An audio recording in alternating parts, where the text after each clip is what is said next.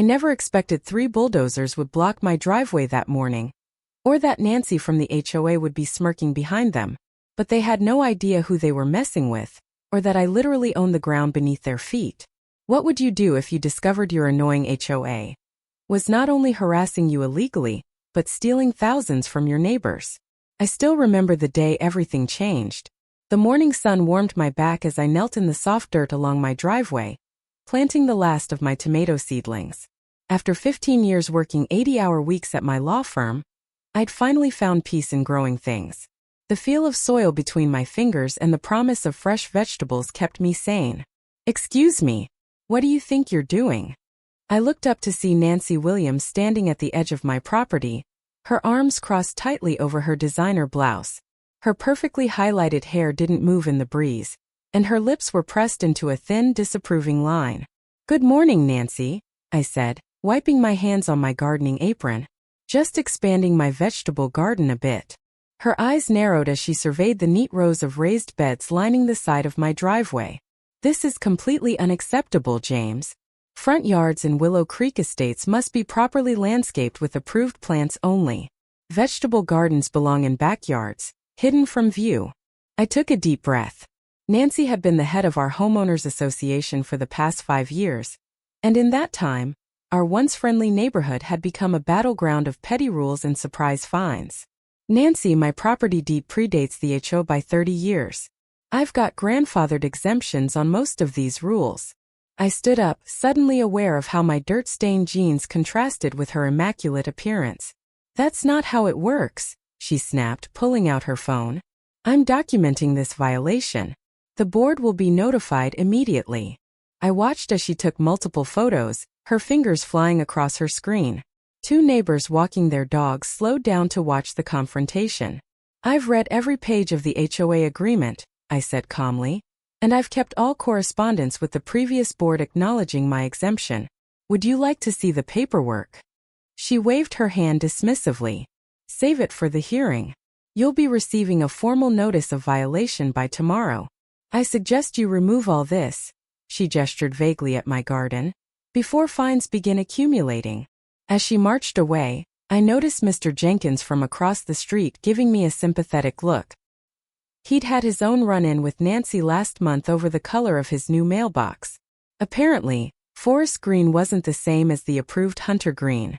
That evening, true to her word, I found a bright orange violation notice taped to my front door. $53 daily fine until the unapproved agricultural activity was removed from my front yard. The hearing was scheduled for next week. I took the notice inside and added it to my growing file labeled HOA nonsense.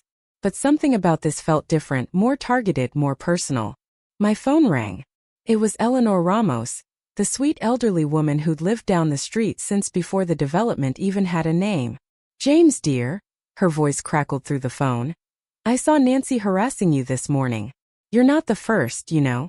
Last month, she had the board fine the Thompsons $500 because their daughter's wheelchair ramp didn't match the architectural aesthetic of the neighborhood."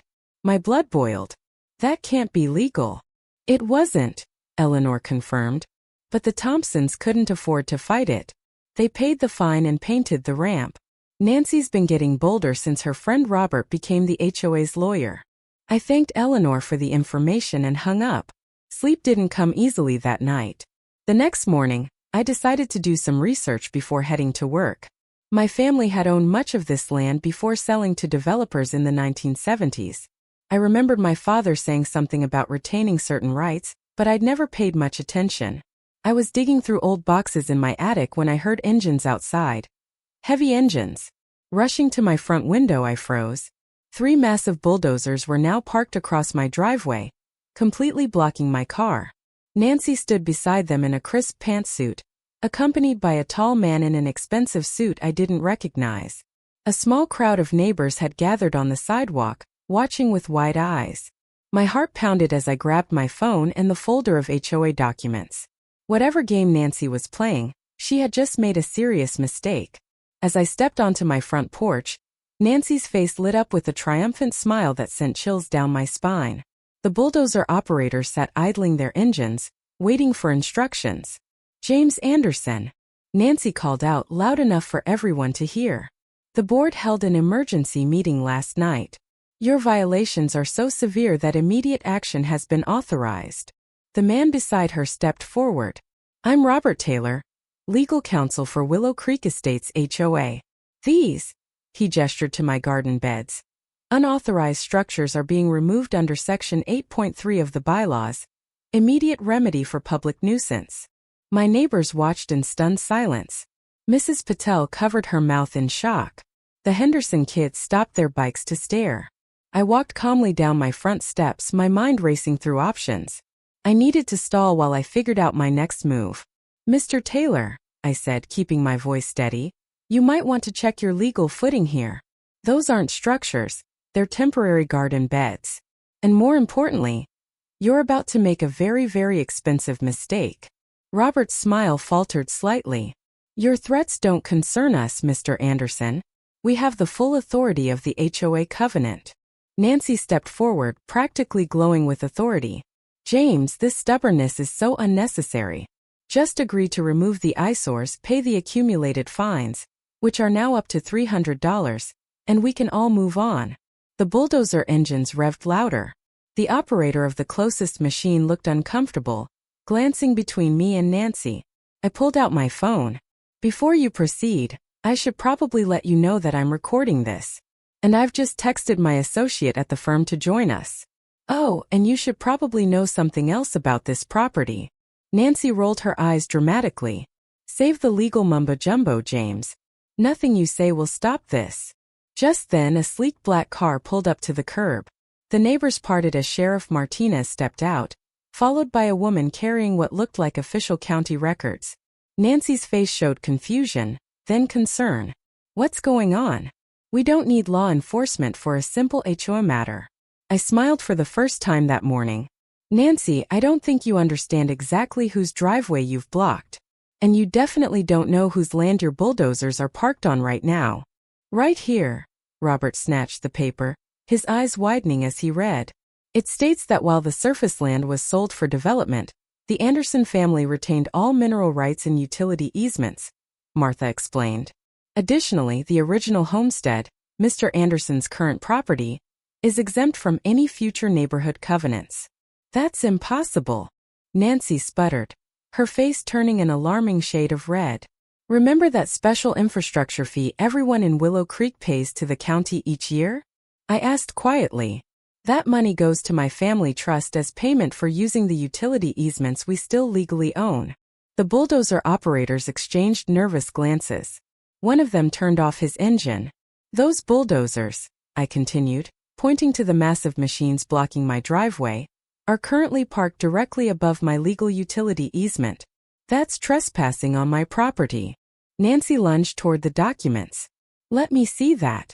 This has to be some kind of trick." At that moment, a police cruiser pulled up, lights flashing. Sheriff Martinez stepped out, looking grim. He nodded to me before turning to Nancy. "Miss Williams, I've received reports of attempted property destruction and trespassing at this address. This is HOA business." Nancy hissed. "The police have no jurisdiction over."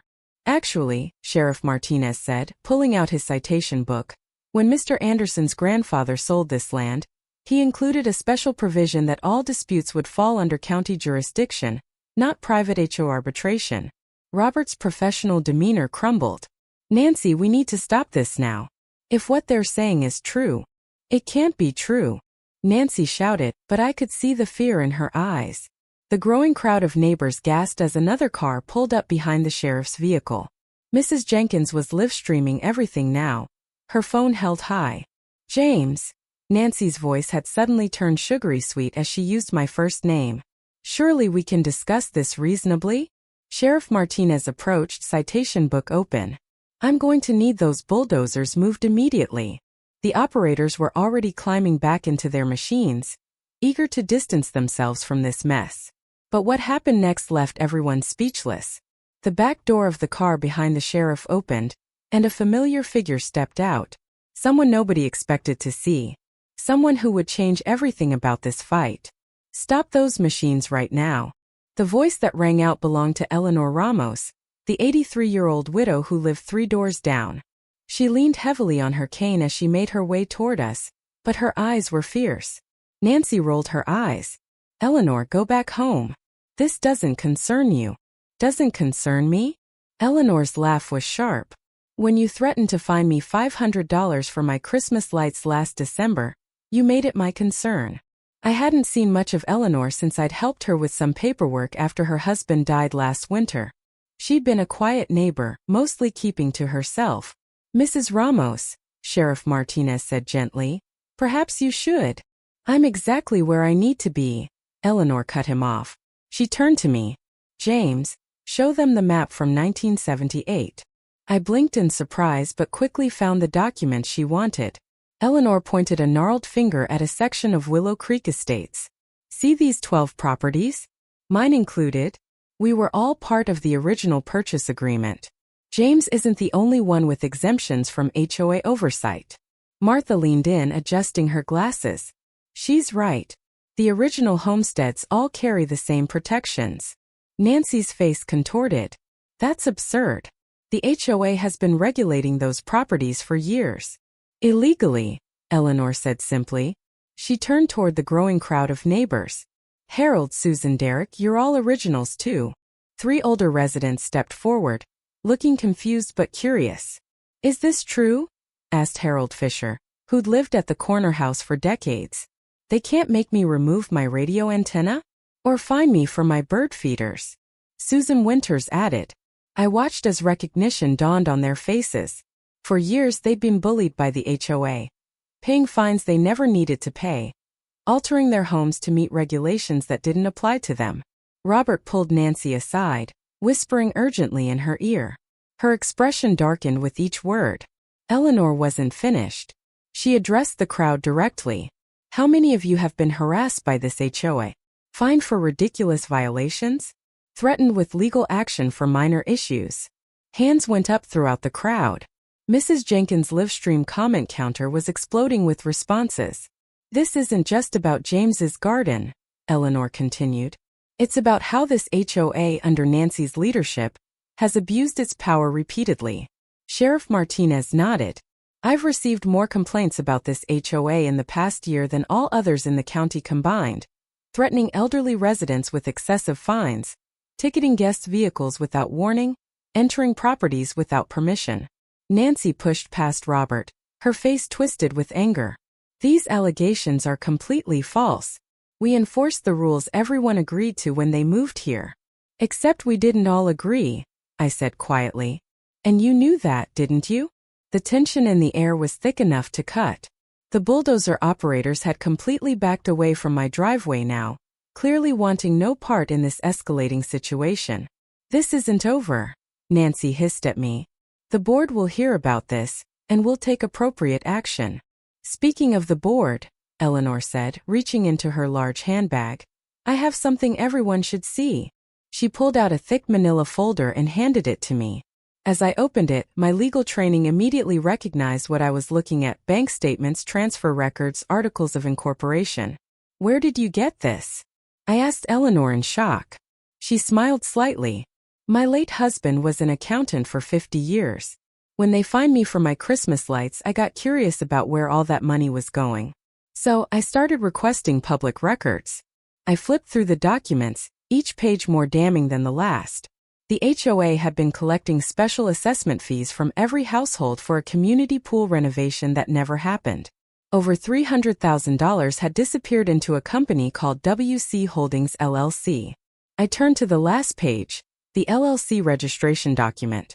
The managing members were listed clearly: Robert Taylor and Nancy Williams. Nancy saw what I was looking at and lunged for the folder. That's private HOA business. Sheriff Martinez stepped between us. Ma'am, I suggest you step back right now. As community members gathered closer, eager to see what had caused such a reaction, Robert quietly slipped away toward his car. These are serious allegations, Martha said, looking over my shoulder at the documents. If these records are accurate, this goes beyond HOA disputes into criminal territory. Nancy's confident facade finally cracked. You have no idea who you're dealing with, she snarled at me. My husband plays golf with Judge Brennan every Sunday. This will all disappear by tomorrow. I held her gaze steadily. You might want to check the news, Nancy. Judge Brennan announced his retirement last week after the ethics investigation. A murmur went through the crowd. Mrs. Jenkins zoomed in with her phone. Eleanor placed a gentle hand on my arm. There's more, she whispered. So much more. Here's your text with proper punctuation. HOA accounts *. The neighbors voted that day to create a new friendly neighbors group instead of an HOA. We wrote fair rules together that let people garden and be themselves. 2 months later, we held a huge block party in what used to be New York's Yard. Her house was sold after she went to jail, and the new family loved our community garden idea. You changed everything, Eleanor said, handing me the first tomato of the season. I smiled. I never wanted to own the county. I just wanted to grow my vegetables in peace.